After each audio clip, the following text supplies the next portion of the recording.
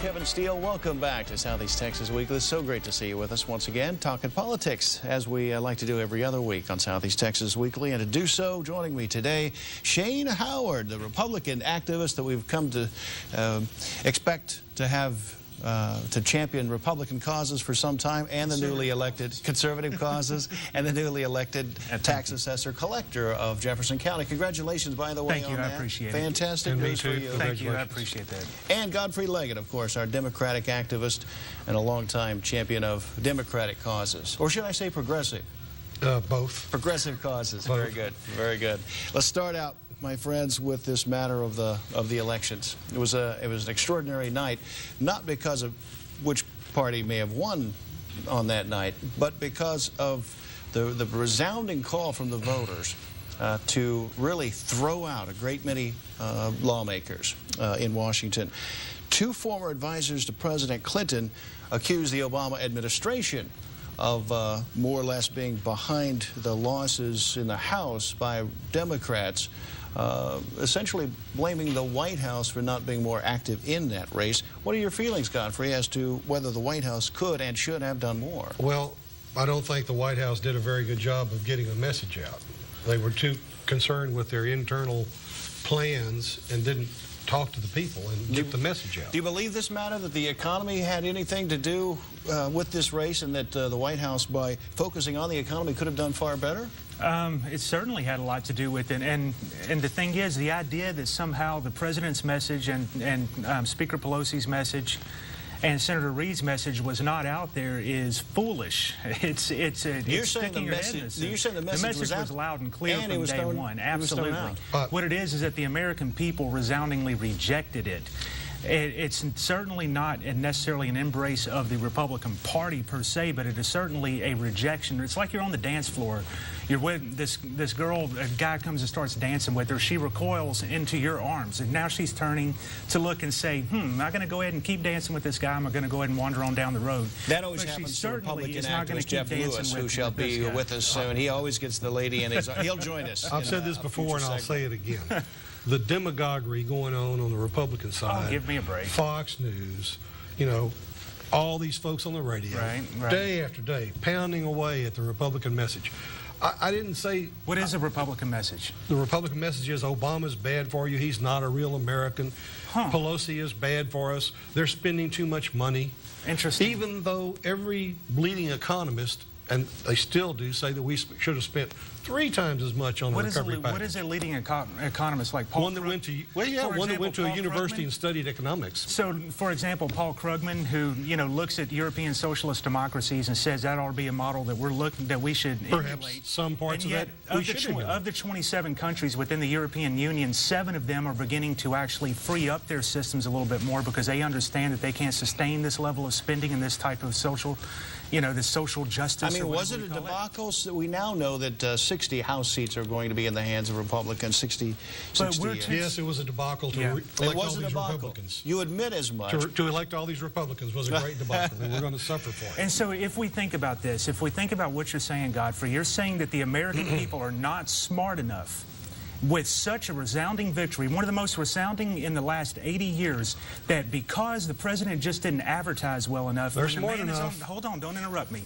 After being on TV daily almost talking about this, that we're just too stupid to get it, how he's trying to help us with other people's money. Godfrey's arguing that it's going to be a repeat of '94. The Republicans are intelligent, but not educated, because they're being educated by Fox News and Bill O'Reilly and Rush Limbaugh. That's who's educating. But they're choosing to. You would like to force them to be educated by who? They could choose to go to MSNBC. Is that what your argument is? Well, could they not choose but to MSNBC is not on the radio every day. They get in their car, they turn on the radio.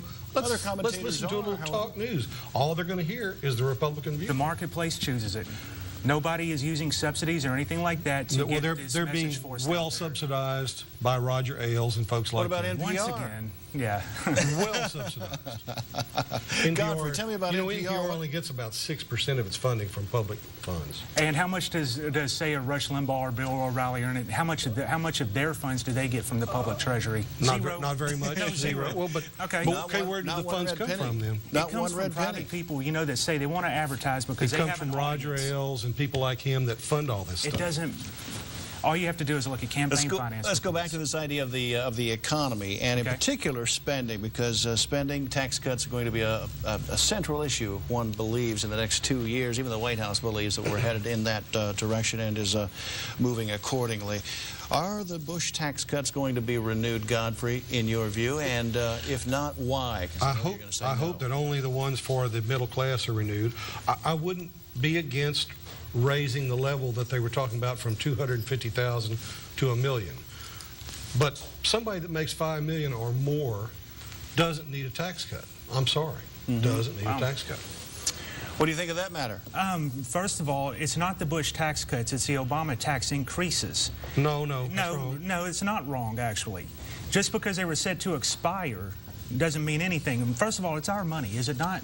Yes. It is our money. And so the idea that it's debatable as to whether or not it's some kind of travesty that we're going to allow somebody to go ahead and take somebody else's money, it's foolish. It's not taking your money. The middle class tax cuts, the bottom line is this: whoever, whether they make $5 million or not, it's not your money, Godfrey. No, it's not your money either, but you're the tax assessor collector, and you're going to take our money to operate county and local programs. I'm going to follow so you're a money taker for this area. I'm going to follow the law and collect money. I'm not. What does this have to do with anything? It has to do with services. If you want services, you have to pay tax dollars. Well, I do not want certain services from the federal government. For example, give me the idea that I'm forced to buy health care, and if I choose not to, that I have to pay them a fee.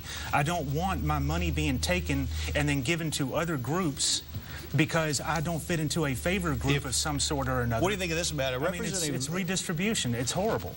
Congressman Steve King has actually put in proposals that there would not be one red cent of new spending over the next 2 years. I say 2 years, over the next little bit of the next spate of legislation that would come from Congress and would be able to pay into anything in the national health care reform bill. They're going to try that. They may be successful.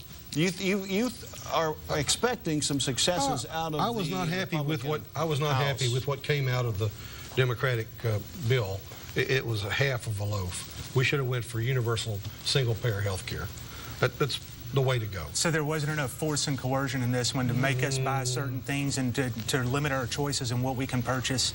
I guess the point is this: we have to reduce spending, and the idea that somehow that we can spend our way into this, and that we collected more tax revenue over the last 10 years as a result of these so-called evil tax cuts. We're almost out of time on this segment, but when we go into the next segment, I'm going to argue that point with you. I would love that. I would welcome it. Godfrey's getting very good at this. In fact, in '95, of course, the government was shut down because of an impasse on this matter of spending. Right. And Americans for Tax Reform say they're going to push Republicans to be that belligerent about spending again, even at the possible expense of shutting down the government as we were shut down in '95. We'll discuss that and more when Southeast Texas Weekly continues.